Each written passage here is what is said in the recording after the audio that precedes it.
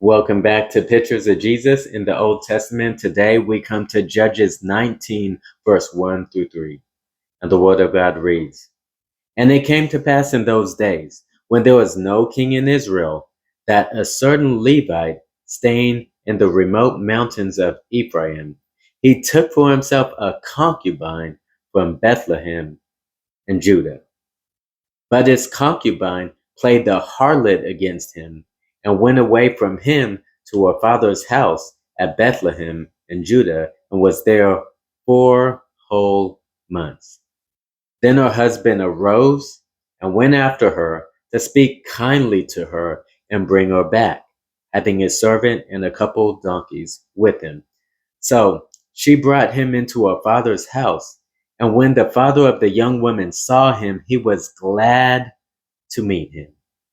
So here we come. We're coming to the end of that period of the judges. Remember, when Israel, God's people, would rebel, God would deliver them over to their enemies, but then God in his mercy will raise up a judge to deliver them.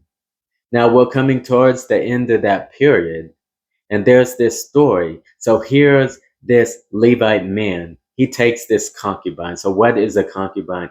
Basically, it is a woman who is not a wife, but is just there for the man's sexual pleasure, sexual gratification, and to have babies, basically. So he takes this concubine to himself. And what does she do? It says she goes and plays the harlot. That means she's unfaithful to him. She runs out on him, and she goes and sleeps with other men. She plays the harlot against him. What does he do? I mean, he should be pretty angry, right? He should run after her. He should go and, I mean, she's his property, basically. Back in these days, a concubine was basically a slave to the man. He could have ran after her. He could have done whatever he wanted. He could have been very angry with her, but what does he do? Listen to the word of God again. It says, first of all, but his concubine played the harlot against him, went away from him to her father's house at Bethlehem in Judah, listen, and was there 4 whole months. So, what's significant about that? Well, what's significant about that is the Levite man, he was very patient.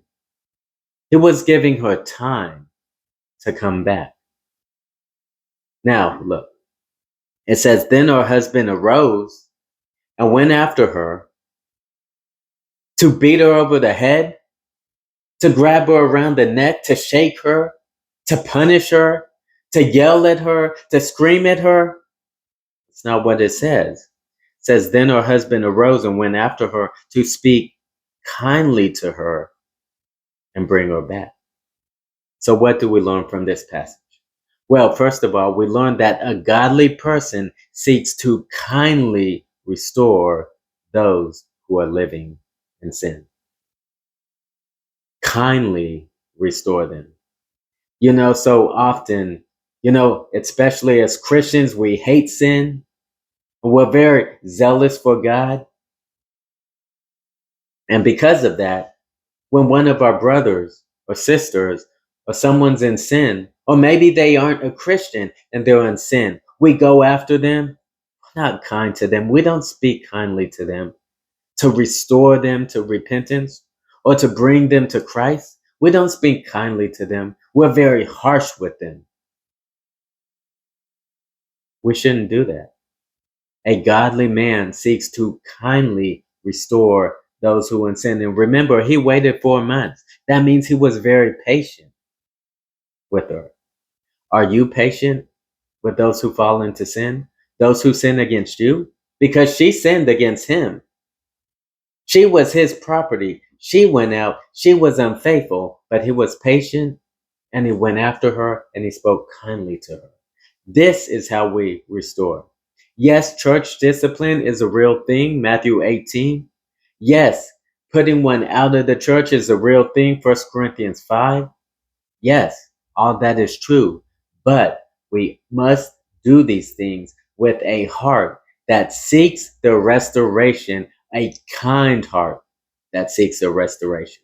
But most importantly, how does this passage point us to Jesus Christ? Well, just like the man, Jesus Christ came kindly to restore us to God at the cross and continues to kindly restore us when we fall into sin. So, Adam disobeyed God, the whole world was thrown into a curse. Everyone is born sinners. You, me, everyone. We're born sinners. We're born in rebellion against God. We're only concerned about ourselves. We're the center of our world. Everyone exists to serve us. We're the God of our world. We want nothing to do with God, nothing to do with serving Him, nothing to do with Jesus Christ. But what does God do? Does He come down and just destroy us all? Because He's a righteous God. And He's angry with the wicked every day. Why doesn't He just come down and destroy us all? Why doesn't He destroy you? Why doesn't He destroy me? Now, what did He do? God sent Jesus Christ to kindly restore us. Jesus Christ kindly, for our sakes, came into this world. And He was kind enough to keep the law of God, because you can't do it and I can't do it. So He did it in our place. He was kind enough to go to the cross. He was kind enough to bear your sin and my sin in His body. He was kind enough to suffer the infinite wrath of God. He was kind enough as He rose to clothe us in His righteousness, His righteous life being put on our account, so that God, when God looks at you or me, if we are Christians and have put our faith in Jesus Christ, when God looks at us, He doesn't see a sinner. He sees one who has perfectly obeyed His law and always will, because they have the righteousness of His Son on their account. So God didn't come after us to destroy us, but He sent His Son to kindly restore us unto Himself. And furthermore, once He's restored us unto Himself, we still have a problem. You still sin, and I still sin. So how is God now? I mean, when we sin, does God get angry with us? Is God just waiting for us to sin and He's going to come after us? Is He just waiting for us to mess up and He's going to punish us and He's going to wreak havoc in our lives and just everything's going to go terrible for us?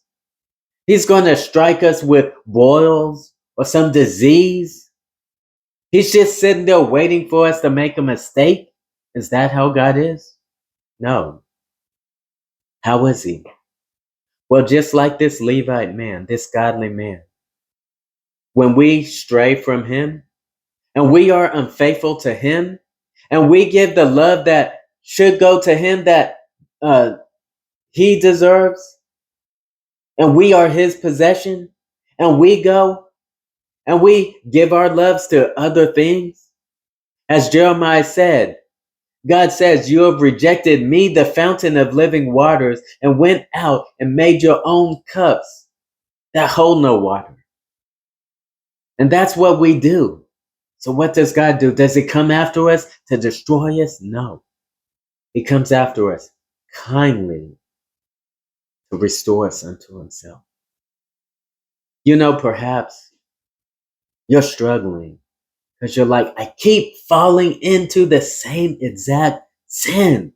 I mean, I hate it. I mean, I'm in the Word of God. I'm in my Bible. I'm seeking to memorize and meditate on it. I'm crying out, seeking to pray without ceasing. I'm fellowshipping with the church, getting all the encouragement I can, but I keep falling into the same sin. God definitely, He wants nothing more to do with me. He's done with me. He's tired of me. No, listen, brother, sister. This Levite waited 4 months for this woman. God is far more patient with you than He was with this woman. God is patient. Yes, you fall into that sin. Yes, you must repent. But he's not like, okay, if you fall into it one more time, that's it. I'm coming after you. No, he's patient. And he kindly continues to come to you to restore you. Run to him.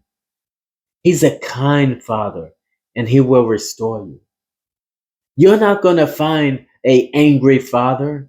You're not going to find someone with a frown on his face, with an angry look, waiting to strike you with some disease or some terrible thing, or strike you with lightning, so to speak. No, he is kind. So, Christian, you who have put your faith in the Lord Jesus Christ, you have a kind Father. And you, just like me, you still sin. But when you sin, repent, turn from that sin, run to him, and he will kindly restore you.